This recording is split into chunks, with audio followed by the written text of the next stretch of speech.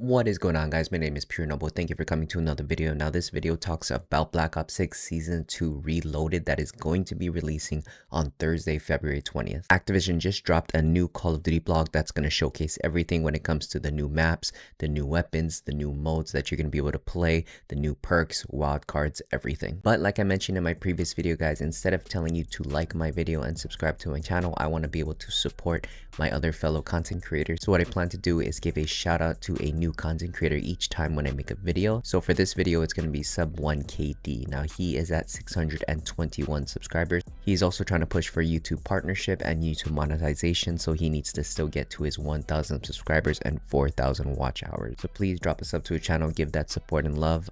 His content is very interesting. He talks about a lot of the social aspects in Call of Duty, you know, things like, is Art of War console audio, is it cheating, the truth about Cronus Zen. So he really likes to take controversial questions and issues and give an in-depth breakdown of his opinion.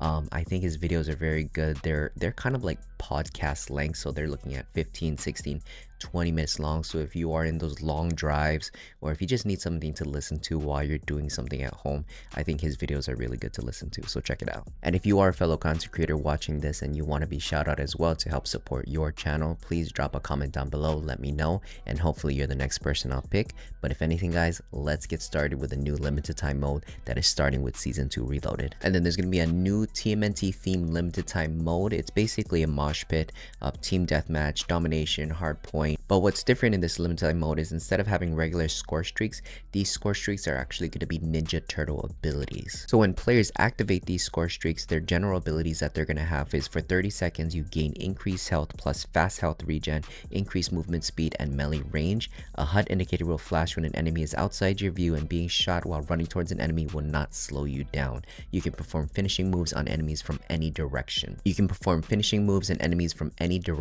Plus gain the ability to double jump and air dash. And then using your TMNT score streaks also activates one of several different character specific abilities. One of these abilities is assigned randomly to players at the start of the match. But, and this is the part where they really tried to push the tracer pack bundles on us, those deploying with a TMNT operator, however, will get access to that character's specific score streak. So if you look, Splinter, Vanish in Smoke, and teleport to a safe location behind enemy lines. Leonardo has gained the Tracker, Ghost, Vigilance, and Cold-Blooded perks to navigate the map in stealth. Donatello see operators through walls as well as equipment, field upgrades, and score streaks, hack enemy equipment and field upgrades. So of course, you know, a lot of people are going to be buying Donatello. Michelangelo drops a pizza box for your team. Players who eat a slice will deal double damage for a short time, replenishes ammo and equipment. And then Raphael has unlimited shurikens. So moving on to the new perk. The new perk is going to be called Hunter's Instinct. This is a perk slot 2, and it's going to be an Enforcer red perk. At first, I thought the Hunter's Instinct perk was going to be OP because what it essentially does is when you kill an enemy,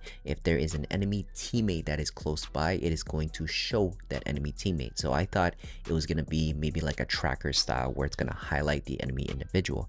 But if you read over here, eliminating an enemy will mark the next closest one. A narrow cone briefly appears on your mini-map after an elimination, showing the general direction of your next nearest foe. So it's kind of like Resurgence, you know, when you eliminate an enemy teammate and it pings the rest of the teammates of where they might be. I think Hunter's Instinct is going to be doing the same thing. And then you have a new wild card called Fly Swatter. What this essentially does, it allows you to take out your dedicated melee weapon and replace it with a launcher of your choice. So I think for anybody who's very keen on taking out UAVs, counter UAVs, enemy score streaks, things like that, I think this would be a very good viable thing to use, but it's using your wildcard perk. So you either got to give up your gunfighter perk that people normally use, or you got to give up your perk greed.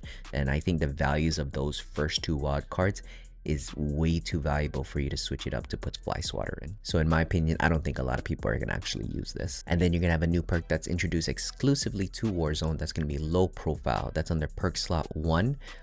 This one basically move more quickly while crouched and prone. Enemies you kill will not have a death marker for their allies and move slightly faster when down. So to use this over like veteran and dexterity, I think the only thing that makes this fairly viable is this part right here. Enemies you kill will not have a death marker for their allies. Because I think personally as a movement demon, if you can stop the enemy team from knowing the direction and area of which you killed their teammates, it's not going to give an idea of where your location is. If they're not running wall hacks, of course. And moving on to the new weapon for the Season 2 Reloaded, this is going to be a secondary weapon called the D1.3 Sector. So it says here, cut the enemy to ribbons with a special secondary weapon that fires saw blades at your foe, a variant based on the infamous D13 Sector in Black Ops 3.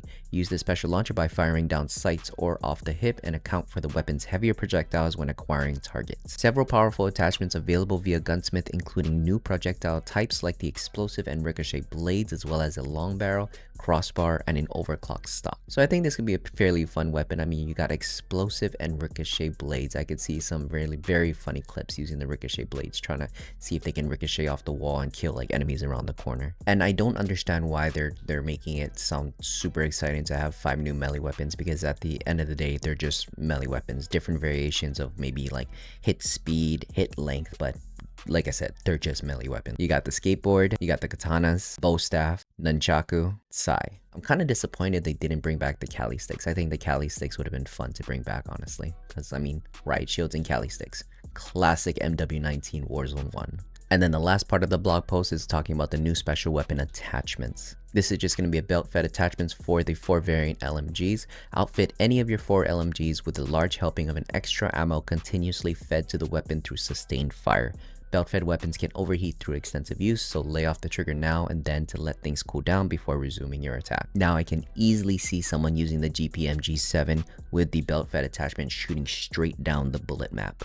And then the way that you're going to unlock some of the new melee weapons, the belt-fed attachment as well as the D13 saw blade secondary, is through the event pass rewards. You basically have a free track that you can unlock everything that I mentioned, and then you have of course the premium track. They've already tested this in Squid Games, and I'm guessing, you know, going forward for each event and for each season, even Season Reloaded, they're going to try implement some type of paid event pass. That each event, they're going to try push a premium track for us to buy every season. Shocking, isn't it? But unfortunately guys, from looking through here, I don't see anything in regards to weapon notes or weapon patch updates, so I'm not too sure whether they are going to nerf or buff any weapons. We're just going to have to wait until Thursday to see if they drop a weapon patch update and see if they changed anything in regards to the meta. But if anything guys, that is all that's going to be coming for the Season 2 Reloaded. I hope you guys enjoyed the content, and if you did, please drop a like to the video, drop a sub to the channel, and stay tuned for more. But if anything guys, have a beautiful day, have a beautiful night. Noble out.